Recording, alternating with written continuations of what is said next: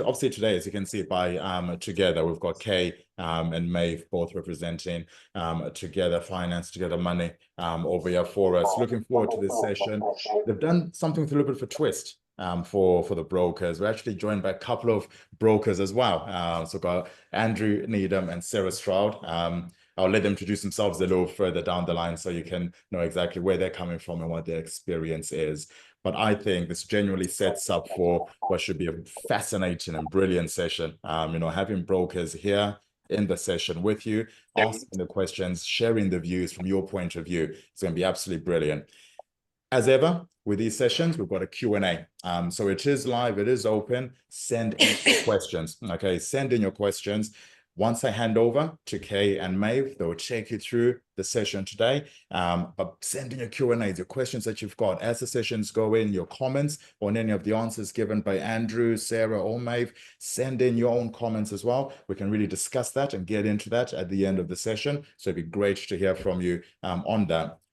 We're focusing on something that is, I suppose, close to all brokers' hearts and close to us here at Knowledge Bank, self-employed. It's a really popular search for, I say both on Resi and Buy-to-Let, everywhere on the system, be it self-build, be it commercial, self-employed is always involved in this. So it's a key part of the market, I am sure. And I'm looking forward to just listening to these four we've got in front of you discussing things today. You haven't come to join me though. You haven't come to hear me speak. So I'm going to hand over now to Kay and May for the introductions and for them to get started with the session today. But over to you. Thanks, Shane. Good morning, everybody. So I'm Kay. I'm one of the national account managers here at Together. So as Shane's nicely said, we're going to be doing a Q&A session, but also do put your questions in and we will cover those off at the end when we've had the discussion. So I'm just going to hand over to Maeve to start off with. So Maeve is the head of our intermediary sales for regulated business. So Maeve, just going to come to you with the first question I have for today. Yep. How big is the self-employed market and how much is it set to grow by? It's a really good question to kick off, actually, Kay. It's a very, very big market. And actually, it doesn't surprise me that it's continued to grow sort of year on year. More and more people are actually turning to self-employed. And one of the reasons that I think that actually happened was generally sort of born out of the pandemic, where people's sort of priorities change, wanting a sort of more balanced work life. There's something really attractive about being your own boss, choosing where you want to work, choosing the hours that you want to work, the flexibility, but also the people. So it doesn't surprise me that the market has grown, but how big is it? Well, it's interesting. 4.4 million of UK workers currently right now are registered as self-employed. 4.4 million. That's amazing. Quite a big number, right? But in 2023, it was a 20.9 billion market, and it's predicted to grow by 70%, reaching like 34.8 billion by 2029. So huge. To answer that question, it's absolutely huge. It's a big market. It's currently underserved at the moment. And that's the beauty of this session today, that everybody, and thank you very much, has joined to best educate and learn more about how the specialist lending market and the people within that can help best serve your clients that perhaps otherwise are being turned away or feeling the pressure that it's traditionally quite hard to get a self-employed application through. Yeah, and as you said, Maeve, it is such a growing market that everybody can seize the opportunity. So just coming on to that, Andrew, it would be really good to ask you the next question. So how's the profile of the self-employed borrower and the type of work that they do changed over the last decade? I think the fact that it's such a growing trend for people, it speaks for itself, really. That since the pandemic, people have had to look at other work options, really, because a lot changed through COVID. So people are, aiming to set up themselves, do something that they aspire their dreams to. Me personally, I can speak of that, from myself. done a bit of a leap of faith with my brother setting up Needham Financial, and we are, you know, we own our own company, self-employed, brings its own, you know, forms of anxiety, but is certainly something that we're really excited about, and I think that is across the board as well. So in terms of the type of work, do you mean the sort of job description or the sort of lines of work that people are going down to, that sort of thing? Or yeah, just different challenges that they're finding, and just, you know, how do you think it's changed? I mean, the challenges in itself from a borrowing aspect, you know, we deal with that day in, day out with advisors, and the proving of the income is certainly the biggest challenge. And that's where we kind of hope to get some insight in knowledge from yourself, really, as to how Well, that leads me on beautifully to the next question. So Maeve, I'm coming back to you. Okay. So what are the common challenges for self-employed borrowers? And when it comes to this, how do they apply for a mortgage? I think the biggest challenges, and actually I'm going to loop Sarah in at some point on this, but the challenges that we perceive in the conversations that we have with brokers day in, day out is that first entry point. You know, when you're looking to get a mortgage, you're going through the traditional route, whether you've applied direct to a lender or whether you've gone through a mortgage advisor to actually get that acceptance that you want in your decision in principle. It's not as easy for self-employed as people might think. In fact, more often than not, it's harder for a self-employed individual than it is employed. And there's a couple of reasons for that. Traditionally, when you've got turbulent times in the marketplace, lenders take stock. They take a step back, they have a look at their lending risk appetite, they look at the areas within that are perceived to carry a greater risk. And the first thing they do is they start to tighten up. And more often than not, self-employed borrowers find themselves in that tightening up category. So that's step one, right? So they're already up against it before they've done anything else, purely by being self-employed. Now, we all know that the first thing that generally happens when you're going to the high street is you're going through that traditional algorithm. So you're putting the case through, but the borrower has to pass that first step being the credit score. Okay, now the credit score is just one thing in a customer's story. Okay, it's just one driver of an underwriting assessment. But if you don't pass that, you're out. Traditionally, self-employed scores will be higher. It could be then that it's an income. It could be that they've got a minimum income threshold. And guess what? For self-employed, traditionally, that minimum income threshold is going to be higher. When you're trying to be more controlled in your outlook to risk, it could be that the LTI is lower for self-employed. So you can see what I'm doing here. I'm building those building blocks that a self-employed applicant, along with an employed applicant, has to go through before they get that acceptance. And that's not easy through an algorithm method. So then when you have a look at the self-employed circumstances, you're into a whole different dimension of criteria rules. So how long have they been self-employed? Now, we know traditionally most people would like 2 years trading history for self-employed. So what do they do if they haven't got that? If their income or their business structure is complex, that takes a lot of man hours and a lot of bandwidth to be able to actually assess that application. And the high streets aren't naturally geared up to align themselves to that.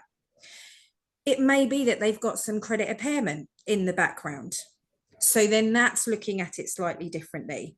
And then when you put all of those things together, the perception that self-employed is risky, along with a credit score, a minimum income threshold, a tighter LTI, perhaps they're looking to lend for business purposes, they've got less than 2 years self-employed history, their income is complex, they've got gaps in their income, the list is endless.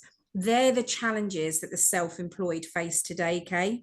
It is not easy for self-employed borrowers by perception, but also by algorithms and lending criteria to actually get their mortgage application approved. Not impossible, because the good news is that when one door shuts, there is always several other doors open. And we'll explore that later, I'm sure. I'm sure you've got some questions. I'm sure we will. Fire at me about that. But that is what the self-employed borrower faces today. They're the challenges, in my opinion. Thank you, Maeve. So Sarah, I'm just going to come on to you and just ask, how would you describe a non-standard self-employed application, obviously from a packager's perspective? Yes, so for us, we'll be looking at how is the client's income made up? So are there any director's loan accounts? Are there any income made up from retained profits? As Maeve has touched on, do they have sufficient trading time? But all the things that Maeve has just pointed out then, they are perceived as barriers. Self-employed people feel they have barriers put up against them before they even think about coming to speak to a broker. But to reiterate, there doesn't have to be barriers, because I think in our industry, the specialist lending industry, we have a totally different outlook on self-employed.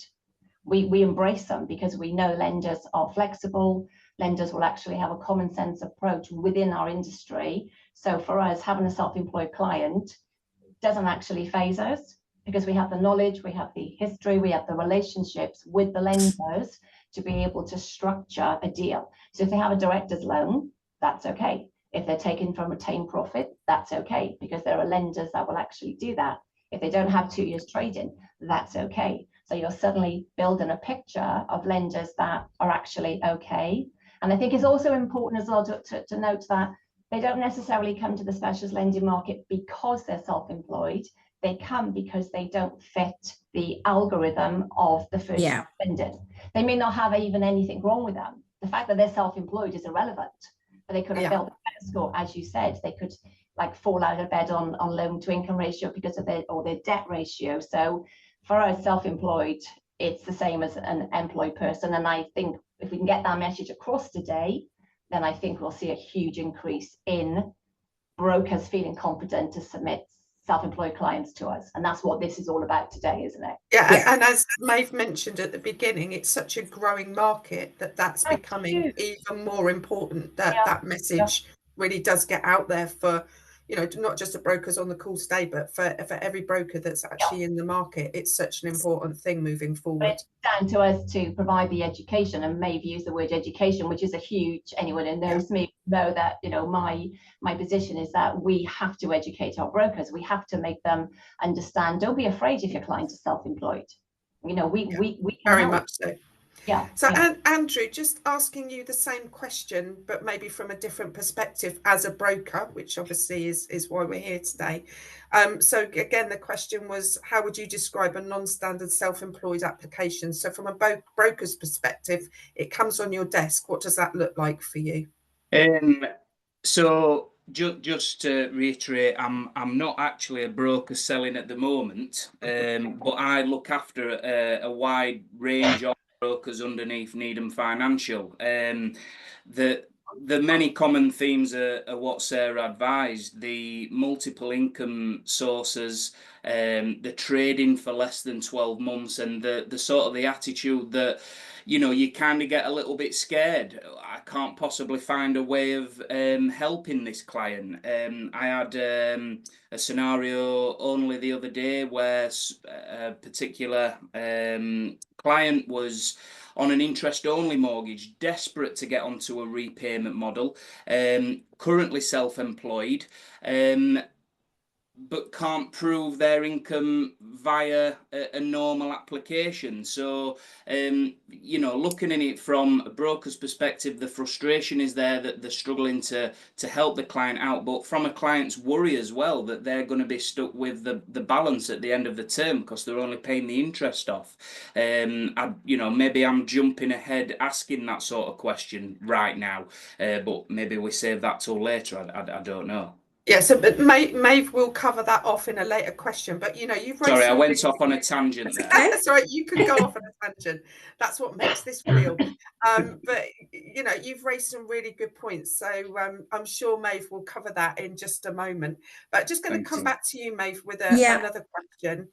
So in the Together Residential Property Report that we released back end of last year, we learned that 22% of rejected applicants who fall outside of traditional criteria believe that they were rejected because they were self-employed. Why do you think that?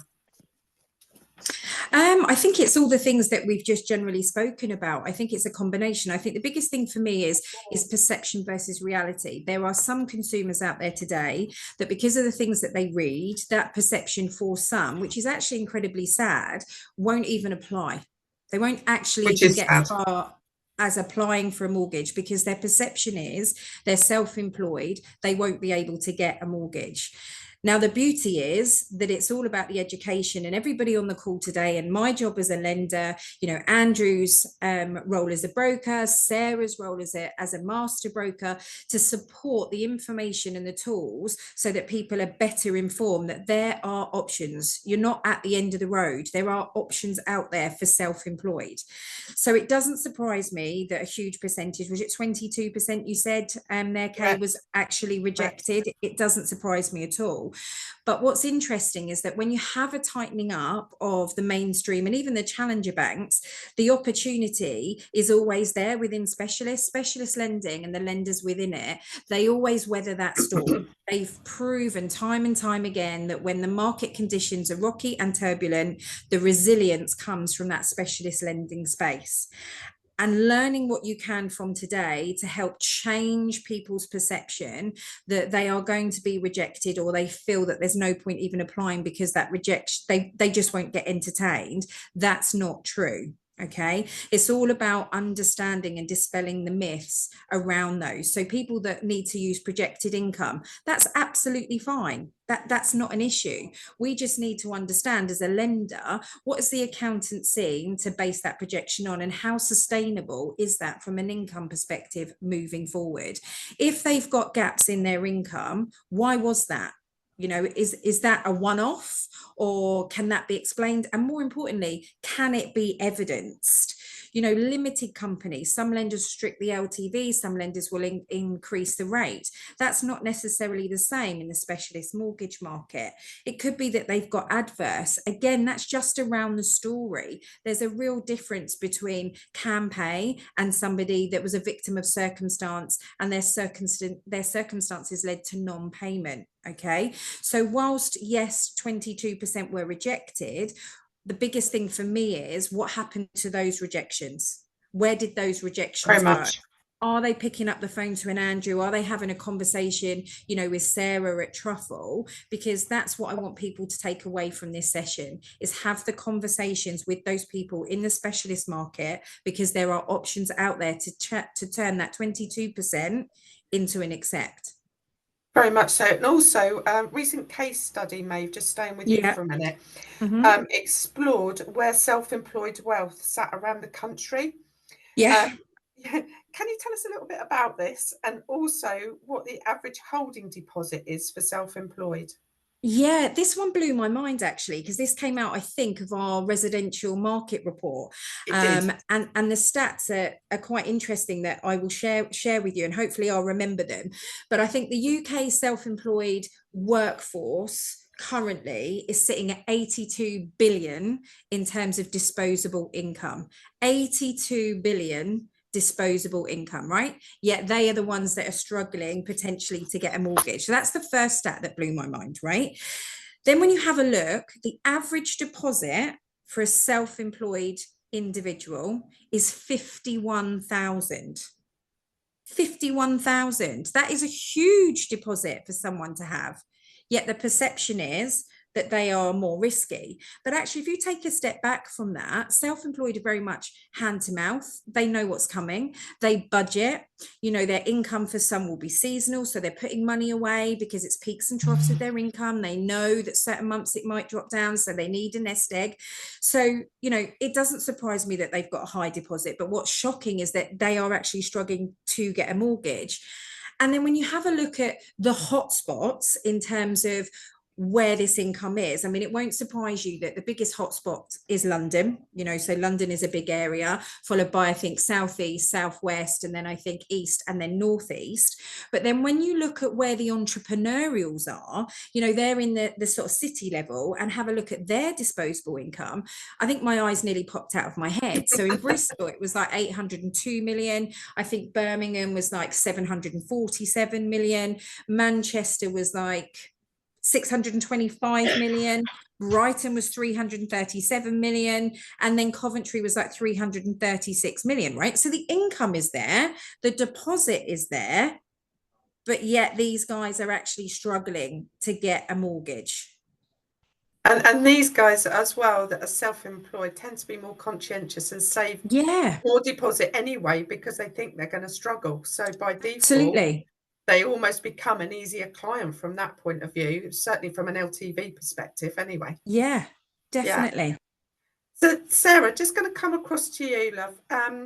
What's the common self-employed scenarios that you see that you would say have been turned down by the high street, but would be considered, obviously, on the specialist side? So what would you say is the turn downs that you're getting coming across to you guys at Truffle?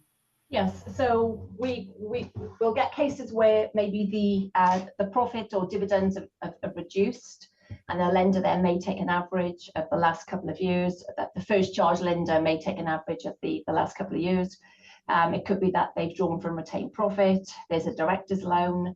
We have now the IR35. Outside of IR35, maybe they don't have sufficient self-employed track record to qualify for outside of IR35. That's a big one at the moment. And I'll just share with you a case that we completed on a couple of days ago with one of our other lenders, where the client was neither inside or outside of IR35.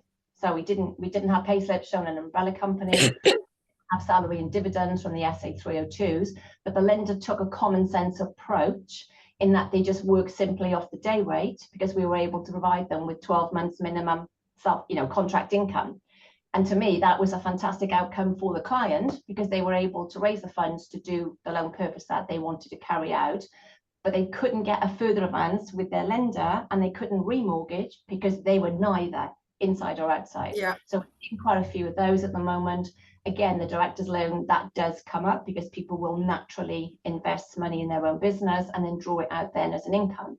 Again, for us, that's not a problem. We just need to know, how much is left in the director's loan account and the provisions in place and for when the account is utilized. So all of these scenarios, they are just our everyday applications that we get. But again, it comes down to the broker having the confidence to be able to to think to themselves, right, okay, this is not for me, but I need now to engage with a specialist packager, whether they have a chat with a broker that they know is involved in this industry, to get the confidence to work with us. But the main ones would be the day rate contractors, a drop in income, where you want to use the most recent income, not the average, because that could then fall out of bed. Remove away LTIs. We don't necessarily want to work with those all the time, and then look in and adjust the overall quality of the business. But again, none of these things faze us, because we're so used to them, and we need our brokers to understand. It's okay, just send it. Okay, we got it. Yeah, we're used to everything that's not the everyday vanilla lend. Yeah. I couldn't work in first charge. It would just I probably would not. I wouldn't have the level of flexibility that I've got in the second. Yeah, absolutely agree. Yeah. I couldn't either, love. I completely agree with you.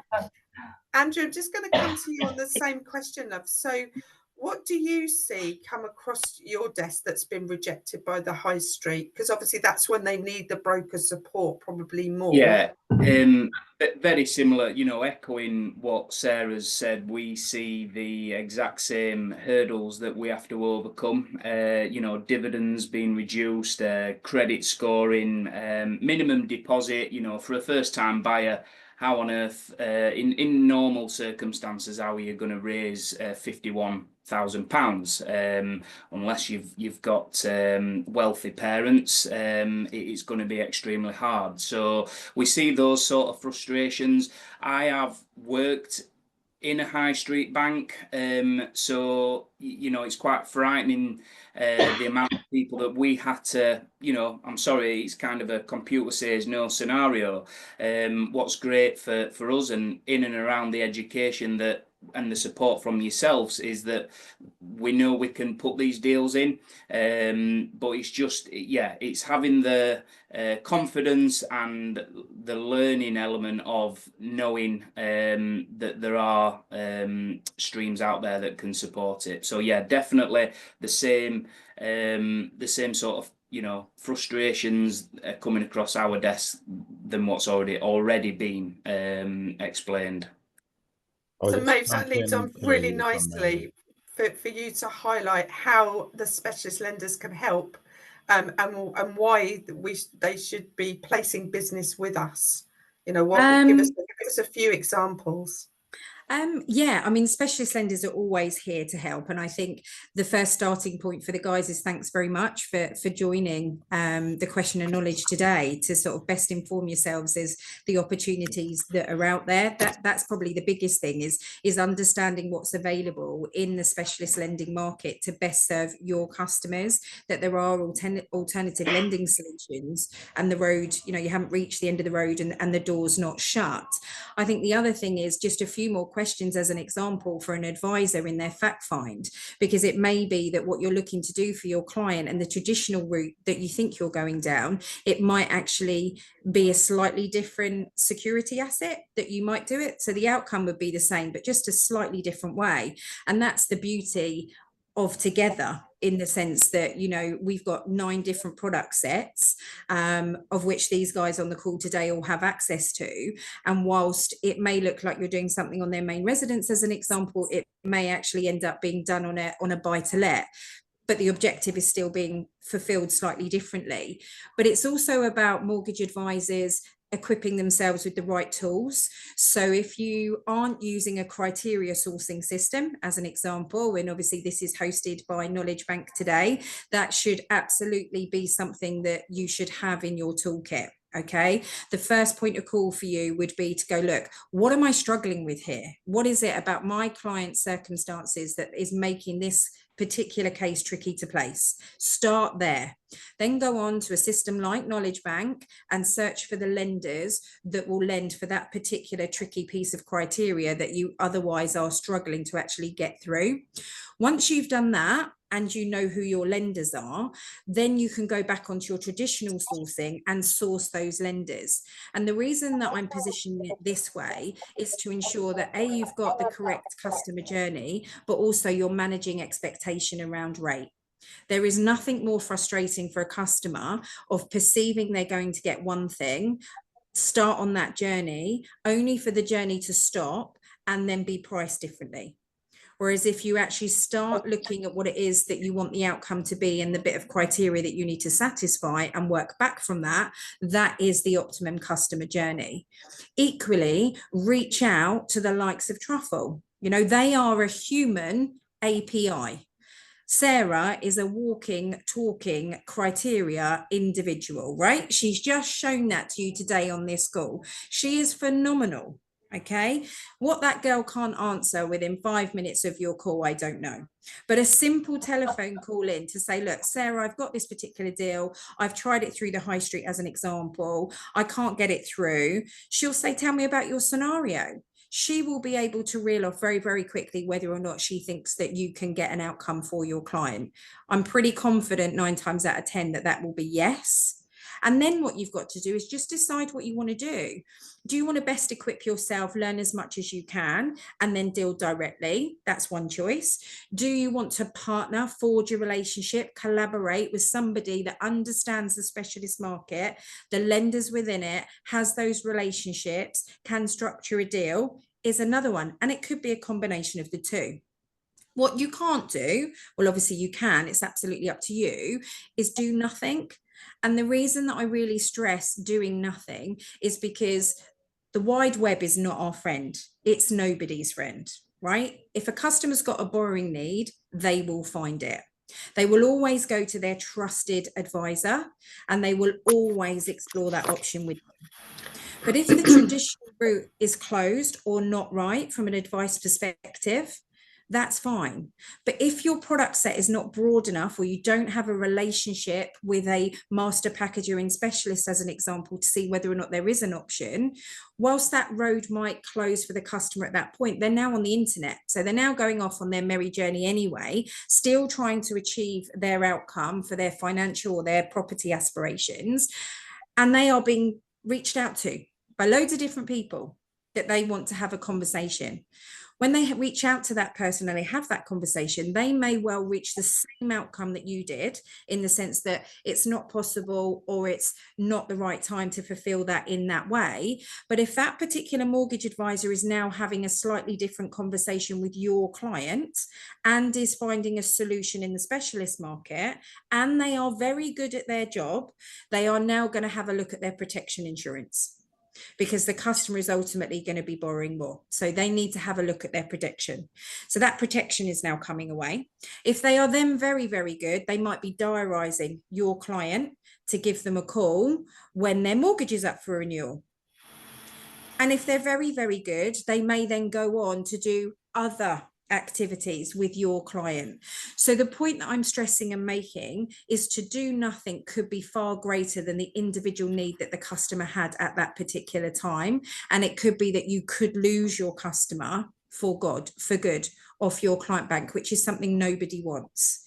So reach out to lenders, reach out to the master packages, speak to the network and the mortgage club, look at what sourcing systems you've got available, ask as many questions webinars to be best informed. Thanks, Maeve. I'm just going to pick up on something you said as well. So you were saying about the choice of going direct or through a packager. So again, you know, not just Together, there are other lenders as well that have the help desks with people waiting to help you.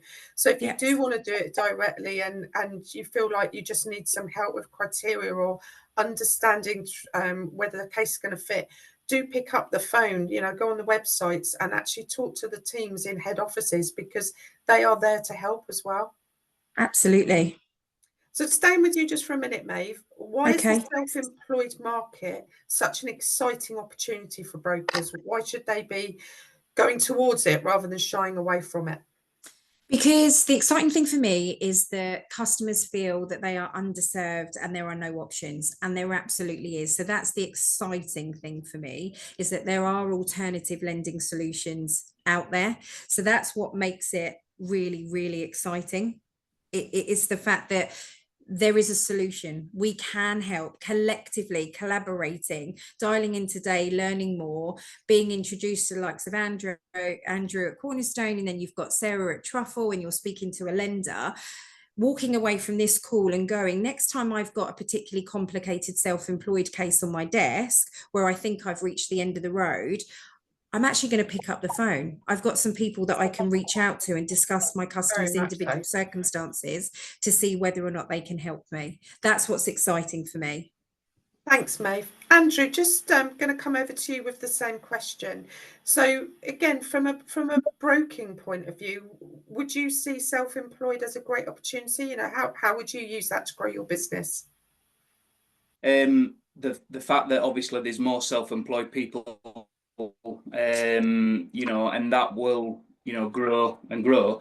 We're going to have to get to a point where we need to become used to these conversations, but also knowing there are alternative solutions out there, and the help that we've got that we may not be aware of is at the end of our fingertips. So just having that, you're not then set to have those conversations, and you're going to keep your clients. So certainly exciting times ahead, as it's always been. The bottom line. We lost you a little bit there. You froze. Sorry,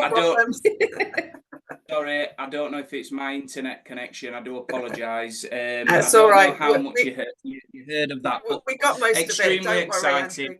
Worry, yeah, really good. The fact that there's a mountain of support is all you need, and you know, building those relationships will help go hand in hand. Fantastic, thank you. So Sarah, just going to come across to you. What tips would you give brokers when they're coming to you with the best way to present to you a complex self-employed case, so that they've got the best chance of success? Yeah. So again, just to use two phrases then from Andrew: support and experience. So to have packages available to support you and obviously give the client a great experience. I think for us, if they were looking to submit a case, I think it's all about us being able to understand initially from the broker, what is it the clients want to do?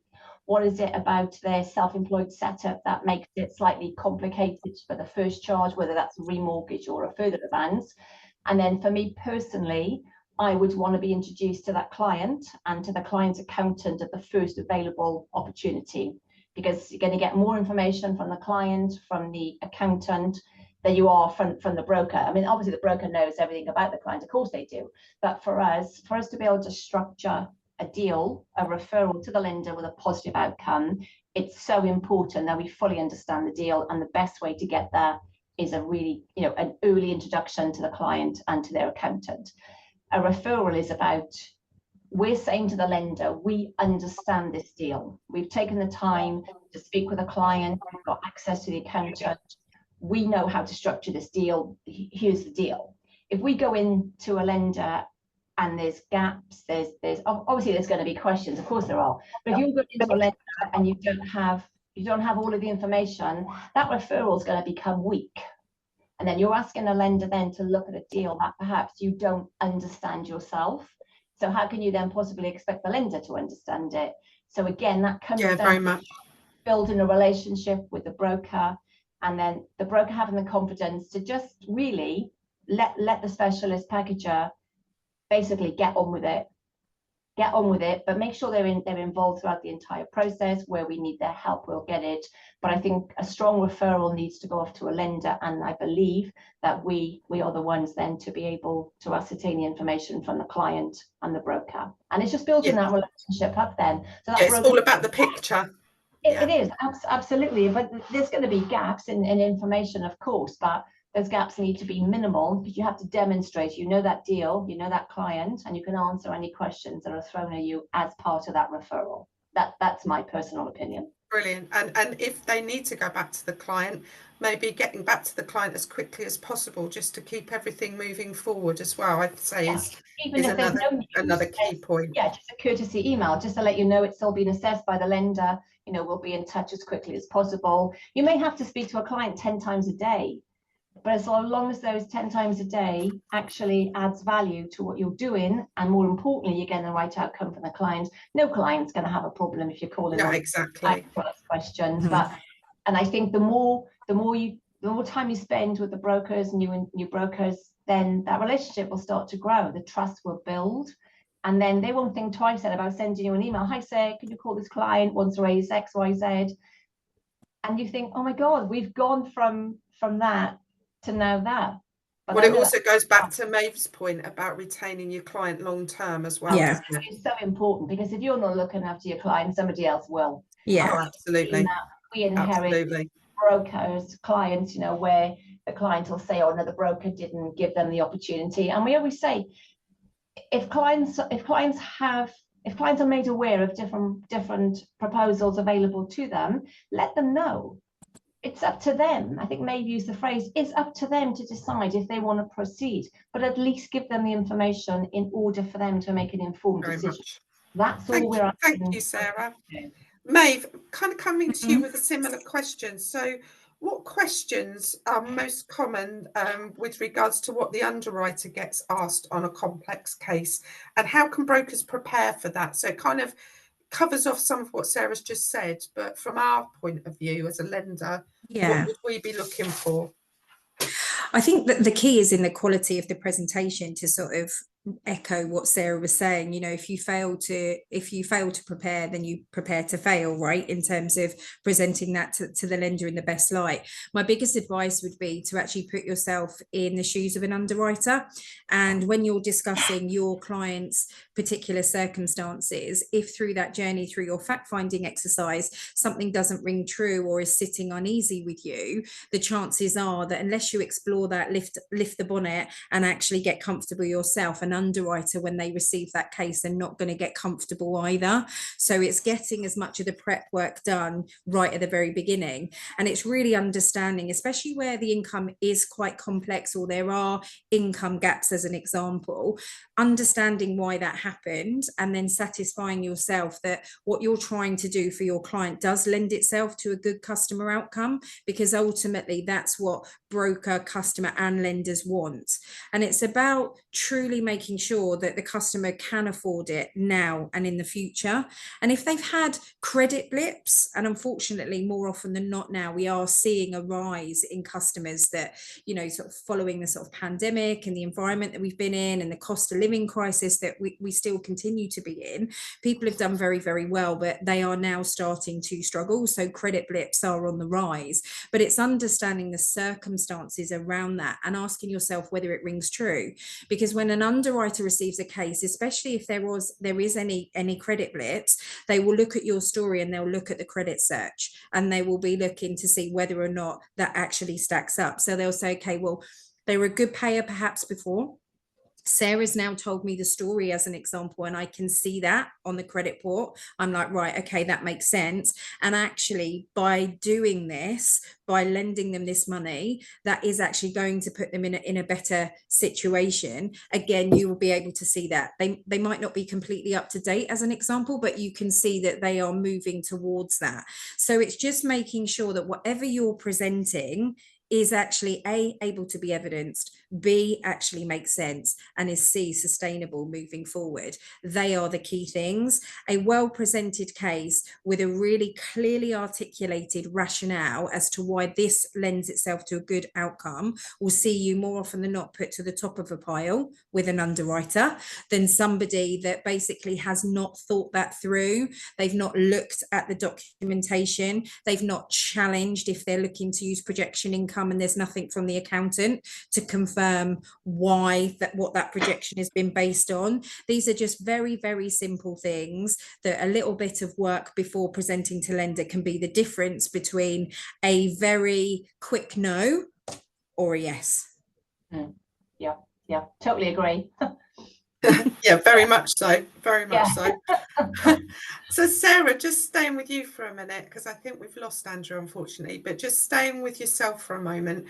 If a broker's received a rejection from the high street, what should their next step be? What should they do once they've had that decline? Yes, so if they've exhausted all the normal avenues that a first charge broker has, access to, then they then see the opportunity to start working then in the specialist lending. So for us, it's for them to engage with a reputable packager that has a good track record, that totally understands the market, and maybe that they could ask their broker, they've got colleagues, brokers, who do you use for your specialist lending? How did you find them?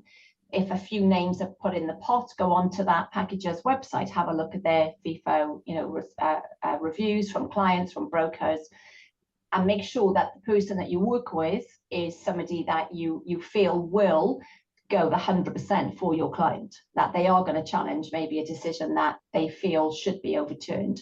Are they going to be the type of person who's going to be very due diligent in their questions with the client during the original fact find? Are they going to present a good case to the lender if a referral is needed? So it's just making sure that the person they work with, in their opinion, is going to give them the best possible outcome for the client. But again, spend time with that broker then to provide them with education, help them understand how we structure deals in our space. Can we provide them with case studies? So it could be then a week down the line, they have a case on their desk which they can't place. And all of a sudden that case study then comes to their mind and they think, oh my goodness, I remember Sarah saying something about that. And then that case study, that client scenario. So we're asking brokers to work with us we need to work with them as well. We need to give them the platform in order to have the confidence to speak to a client about our industry. They don't have to get involved any more than they want to, Kay, but let's help them. Absolutely. And by But doing that, education's key, isn't it? Yeah, it's my word. Yeah, if the guys were here, they'd say that's all she goes on about is education. But it's true. How can you ask a broker to use you if you're not telling or helping that broker understand how we work, how our industry works, and how we can all benefit each other? And brokers have so much they have to remember as well. Yeah. When you just think of all the things they have to remember on a daily basis, it becomes a challenge. I would just say here as well that, you know, this is where Knowledge Bank come into their own as well, because the brokers at a click of a button can see criteria, can see, you know, what type of specialist lending there is out in the market. And Knowledge Bank is a great resource for that. And going back to what you said, Maeve, you know, criteria sourcing, my personal opinion, has become more important than just sourcing rate. Absolutely. It's about solutions today. Because I haven't been able to answer anything, so I just had to get one in. So just coming back to you, Maeve. You'll be glad to hear, ladies, this is the last question. Where can the brokers look for support from the specialist market when they're exploring? So let's just pad that out, what we've just said, in a little bit more detail. So where would you, Maeve, suggest that they go to actually get the information they need to place that case? I think the first one would be understanding the specialist market, which we've talked about a lot today. Just, you know, being better informed is better for providing alternative lending solutions for your client bank. If you're not registered with a sourcing system that looks at criteria, absolutely do that. Speak to your colleagues, you know, other people in the industry, like Sarah said, you know, that are actively referring, that see this business today. Perhaps they recognise the opportunity, but actually they want to carry on doing what they do best and refer the best over. So the main objective being that their customer is okay into the hand of a specialist. So actually do your research, you know, compare a few, find out about their reputation, you know, speak to people, because there are lots of master brokers out there that all do a very similar thing, but are all very, very different. And sometimes it's just about relationships. And then it's about attending webinars, going on as many forums as you can, reaching out to help desks, like you said, Kay, you know, for the lenders that have them. You know, it's good to talk. And people will talk about specialists, me in particular, as you've probably guessed. I love to talk about all things specialists. So if you ever wanted to reach out to me, I would absolutely love to have a conversation with you. You know, there's nothing I like better than switching somebody on to that specialist market space, because, you know, customers shouldn't and aren't underserved. They don't have to be. Now, I'm not saying that the market can lend to everybody, because that really wouldn't be a true statement, but there are definitely far more options than people perhaps think, and we could all collectively collaborate a lot more closely and do more of these type of scenarios to help best educate people, best educate their consumer. Yeah, very much agree with that. Sarah, do you want to add anything in there, love? No, it's just my favorite word, educate. And if nobody takes anything else from today, is that we're here, whether it's the lender or, you know, individual packagers, you know, we're here to help. I'd rather speak to somebody, you know, 10, 20 times a day on different scenarios than not have them call at all and then lose that client and have a missed opportunity. It's so the biggest message then is don't say no until you've spoken to all of us. Absolutely, yeah. And we all love a no. We all love a no in our industry, and we'll try and find a way to turn it to a yes, providing it meets everybody's obviously criteria and everything else. But yeah, I just think things are so that they're quite difficult at the moment, aren't they? And if somebody is reaching out to you, it's because they need your help. They need your help. So if very much so. A little extra mile and see, can we get the lender happy? You know, can we deliver a rate, a monthly repayment that fits the client's budget? Can we get all of those things? And that all is going to happen on the back of a broker having the confidence to introduce to us. That's what we need. Thank you very much, ladies. And Andrew, even though he's not here, because I think he's back. Hi, Andrew. Can you hear me now? Can you hear me? Yeah. I'm back on. I do apologise. That's all right. Don't worry. Stuff happens. Do you want to add anything by way of closing off? Because obviously you missed a couple of questions. Would you like to add anything there? I do apologise about that. Okay. I've just had a few choice words with BT Openreach that are outside my house. I'm on my phone at the minute, but no, I think it's fantastic to hear what support there is out there, and not to think that nothing can not be done. You know, Cornerstone have got a fantastic relationship already with Sarah. She did a brilliant talk on one of our inductions the week before last, and knowing that we've got the support from more others is brilliant. As well as the lending side of it, there is great opportunities for protection with self-employed clients as well, which I think, you know, in terms of income stream, etc., you do a proper job and you can certainly reap the rewards. So yeah, there's definitely a bigger picture to take, and it's going to be a more common occurrence, isn't it? So, so yeah. It's not going very much so. Very much so. Now, I can see that we haven't had any questions yet. Everybody's a little bit shy this morning, or too busy taking on the information. So while we give people the opportunity to ask some questions, Maeve, have you got any further thoughts that you'd like to share? I think it would be really nice, actually, Sarah, if you don't mind, just to set the scene, just in terms of what is available for self-employed out in the marketplace from a lender perspective. So I don't want to gate crash this, obviously, with it being Together, because obviously that's who I represent. And you know, we are market leaders in specialist in what we do, but there are other lenders. So I think it would be lovely, Sarah, if you could set the scene in terms of what is the art of the possible in terms of LTV, what is the art of the possible in terms of loan size, what sort of appetite do the lenders that you have on your panel with regards to impaired credit.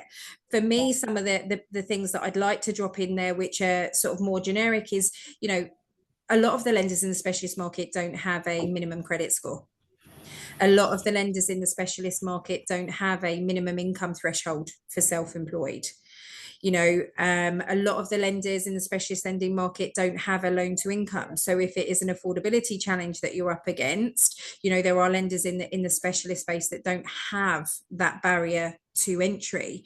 Generally speaking, for specialists, we look through the lens of, you know, 12 months minimum trading history. For Together in particular, we're probably one of the strongest in that we do use projected income. So if you are finding that you have got applicants that need to use projected income, obviously we'd want to see an accountant certificate. That projected income would need to be dated within the last 6 months. And obviously we'd need to get comfortable that that was sort of sustainable moving forward, but we would be happy to lend.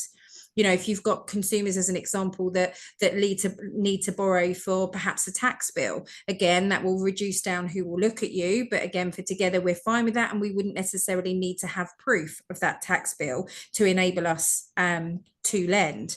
Retained profit, again, Sarah mentioned that we're quite comfortable to look at retained profit. We'd want it obviously to have been evidenced in the last sort of 2 years, but that's something that we would consider. And then when it comes to adverse, there are lenders that will do up to 5 or 6 units in the last 12 months, but generally speaking, the specialist market will ignore outside of that 12-month period. So hopefully that set a scene from my sort of perspective in terms of some of the things that you might be facing. There are options within specialists more broadly alongside Together that can help you. But Sarah, it'd be brilliant if you could just give the guys some intel into the types of LTVs that might be available to them as well. Yeah. With regards to the actual products, lenders now are probably more flexible. I don't know what's happened to my computer, bear with me. Lenders are probably more flexible now, and the reason I say that is because it wasn't that long ago where self-employed clients would get a rate load in, which I never really used to understand why that happened. Because if their income is evident, if their income is consistent, why would you then rate load them? But thankfully that's gone now. But there's no differentiation on products for self-employed clients. There's no differentiation on loan sizes. Everybody has the same. Every self-employed client has the same as an employed client, obviously subject to, you know, to credit score, credit switches, the loan to income ratios. Again, there's no reduction, whereas not that long ago you had to earn a minimum income or you were subjected to lower LTI, loan to income ratios. That is no longer applicable. You can raise funds for business purposes, whether that's to buy new premises, whether that's to expand your business, increase your stock, whether you just want to invest in a new business. To obviously it can't be a startup, just to be absolutely clear on that, but you can, if you wanted to buy, you know, another business that was the same sort of, you know, footprint as your business. You know, all of the scenarios are actually out there and agreed by the lenders. But I think it's great to see that we no longer have that divide between employed and self-employed with size and loan to value. So top of my head, I would say we could do 95% with most of our lenders on self-employed client. There is no, and we got lenders that will work on just the last 2 years tax calculation overview. They will take the most recent year's profit, unless there's a significant increase between last year and this year. You would then automatically speak to the accountant to find out what happened to make that an exceptional year. Is that income going to be sustainable going forward, especially if you're using that for affordability? You do not want to be in a position where you're taking a higher year income that's not going to be there next year, because that could obviously. That's brilliant. Thank you very much, Sarah. So thanks, Sarah and Andrew, for joining myself and Maeve this afternoon on the presentation. I'm hoping it's been very useful. We still haven't got any questions, so I'm hoping we've covered all the points. But Shane, I'm just going to pass back to you, because we did ask some questions in advance with the poll. So can I just pass back to you to get the answers on that, please? Yeah, excuse me. Excellent. You can indeed. Thank you very much for that, Kay. And brilliant session, really brilliant. Sat here or stood here, listening into that. A lot of information covered, and some great experience as well, you know, from both Andrew and Sarah over there, with some scenarios that they're seeing, and some of what they're going through as well. I'm preaching to a converted over here, but self-employed is one of the popular searches on Knowledge Bank. Like I said, we're doing a lot of work at the moment where we're looking at the combinations of searches. So what are brokers searching self-employed with? What's triggering it, or what other challenges are involved when people are looking in self-employed as well? And, you know, in time, we'll be kind of releasing some of that and sharing some of that, which I think will help better understand for lenders what the scenario looks like, and what the landscape that they want to fix looks like also. But no, really great stuff to be listening to this.